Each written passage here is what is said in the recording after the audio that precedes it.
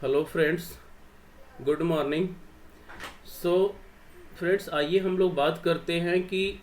जो next week आने वाला है उसमें हमारा वीकली किस तरह से किस डेटा रहेगा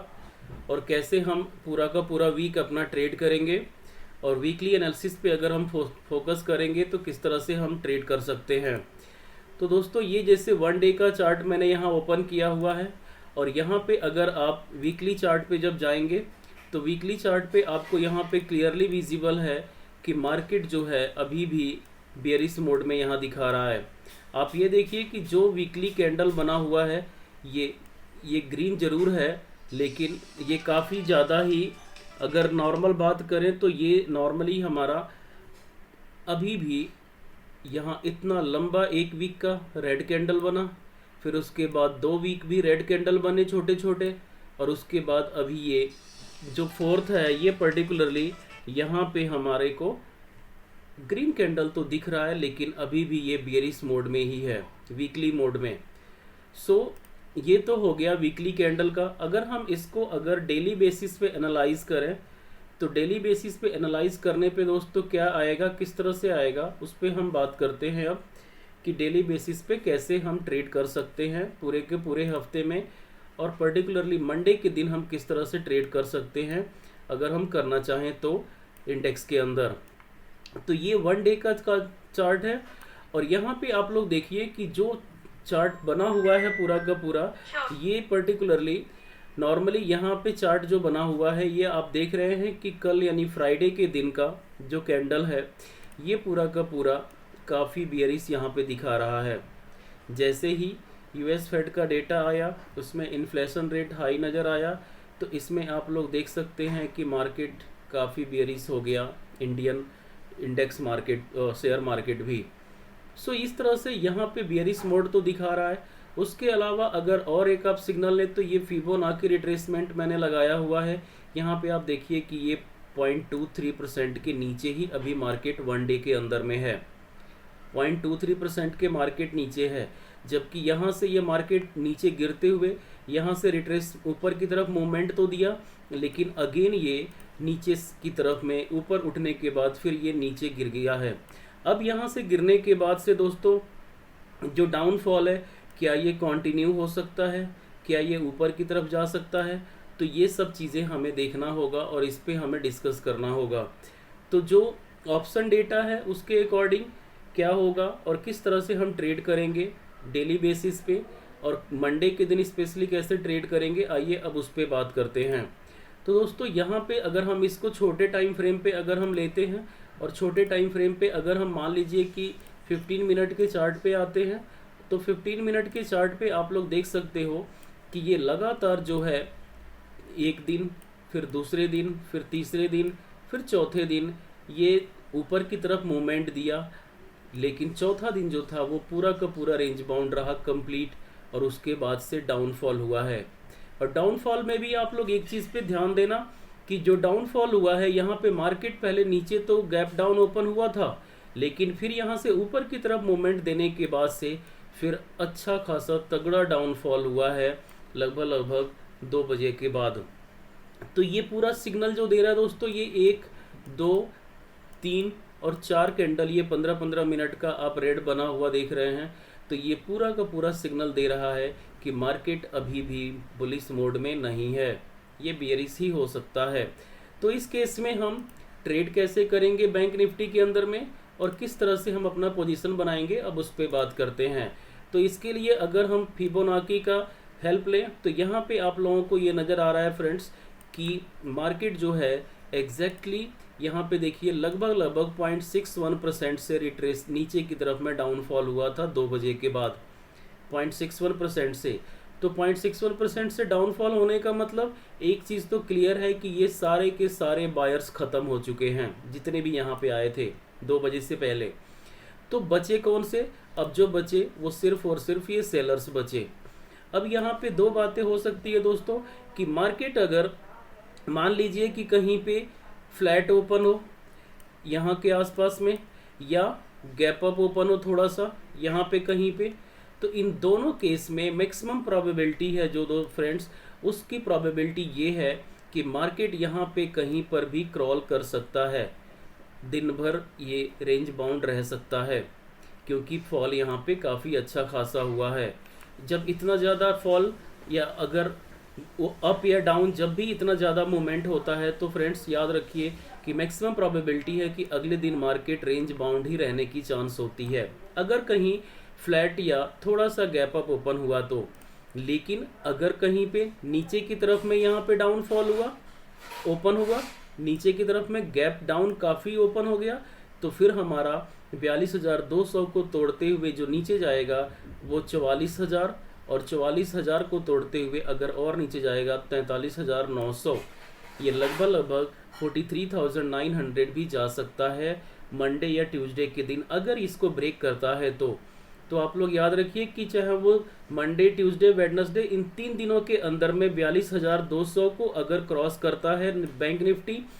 तो ये पहला टारगेट जो हिट करेगा जा करके वो 44,000 के आसपास हिट करेगा, और दूसरा 43,900 भी हिट कर सकता है, या 800-850 भी हिट कर सकता है। इसके नीचे यहाँ भी आ सकता है इस वाले पॉइंट पे लगभग 800 तक। तो इस तरह से दोस्तों ये हमें 2-3 दिन का, 4 दिन का ये पूरा का पूरा यहाँ डिटेल मिल रहा है। लेकिन अगर कहीं पे गैप अप ओपन हो गया कुछ ज़्यादा ही, तब मार्केट यहाँ से बुलिश हो सकता है, और गैप अप जो है 44,600 या आप मान के चलिए कि 650 के आसपास ओपन होगा तब बुलिश होगा। क्योंकि अगर आप देखें कि जो हमारा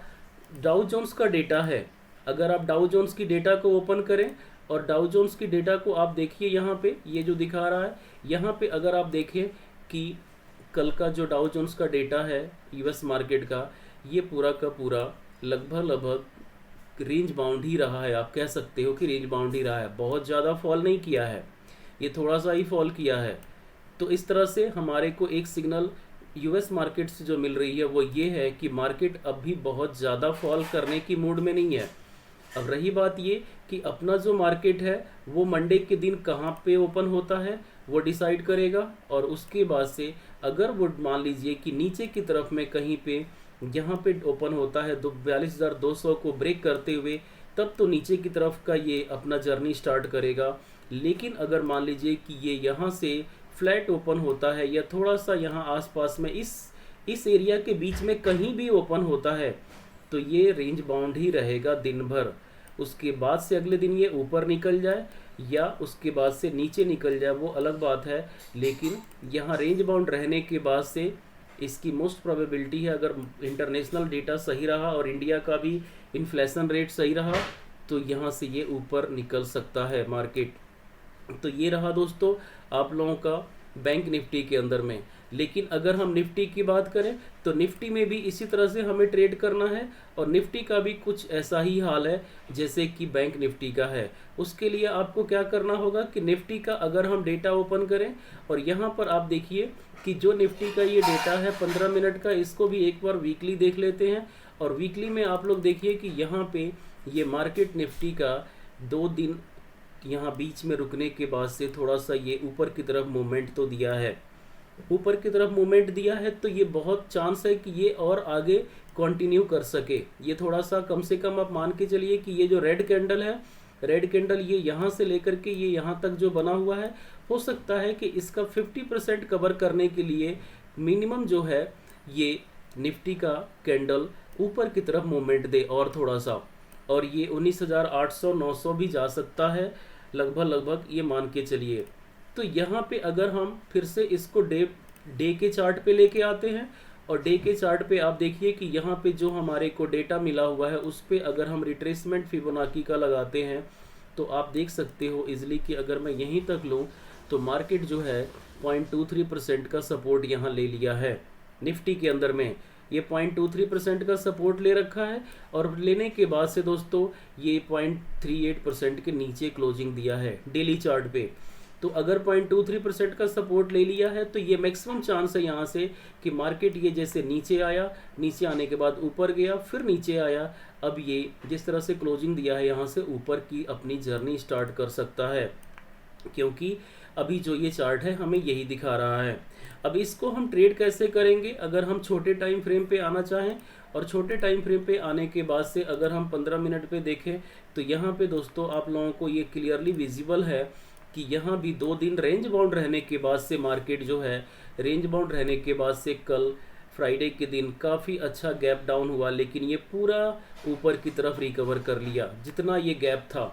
और उसके बाद यहाँ भी अच्छे खासे सेलर आए हुए हैं। लेकिन आप ध्यान दीजिए कि निफ्टी के अंदर सेलर 15 दिन के अंदर में बहुत ज़्यादा नहीं आए हुए हैं और बहुत ज़्यादा जो है चार्ट पे हमारे को निगेटिव ट्रेंड नहीं दिख रहा है। अगर आप इसको इस तरह से डिसाइड करें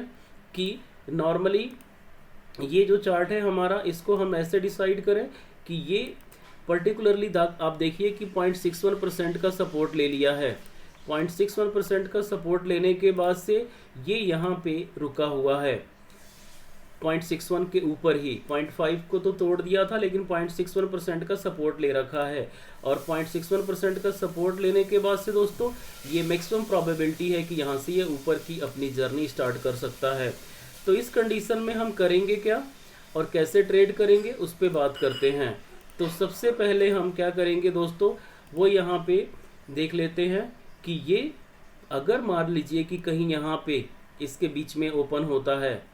तो फिर ये इस यहाँ भी पूरे के पूरे ऊपर चढ़ने की वजह से मार्केट रेंज बाउंड रह सकता है। लेकिन अगर कहीं पे गैप डाउन ओपन होता है तो गैप डाउन होने के बाद से ये नीचे की अपनी जर्नी स्टार्ट कर सकता है। और अगर कहीं गैप अप ओपन होता है, जब तक ये 19,800 के आसपास या उसके ऊपर रहता है तब तक हम मान सकते हैं कि यहाँ से ये ऊपर की जर्नी स्टार्ट करेगा। लेकिन अब डिपेंड करता है कि मार्केट ओपन कहाँ पे होगा। अगर मान लीजिए कि बीच में कहीं ओपन हो, चाहे ऊपर ओपन हो या नीचे ओपन हो, ये तीनों केस में हमें देख करके ही चलना होगा। तो जो अभी डेटा बता रहा है दोस्तों उसके अकॉर्डिंग, चाहे इंटरनेशनल मार्केट का जो हिसाब किताब है उसके अकॉर्डिंग हमें अभी थोड़ी सी बुलिश ट्रेंड मान सकते हैं। लेकिन ये बुलिश ट्रेंड तभी होगा जब 19,800 को होल्ड कर ले। अगर वो नीचे की तरफ में 19,700 के आसपास आता है यहाँ पे कहीं पे, तो आप मान के चलिए कि बेरिश ट्रेंड हो सकता है।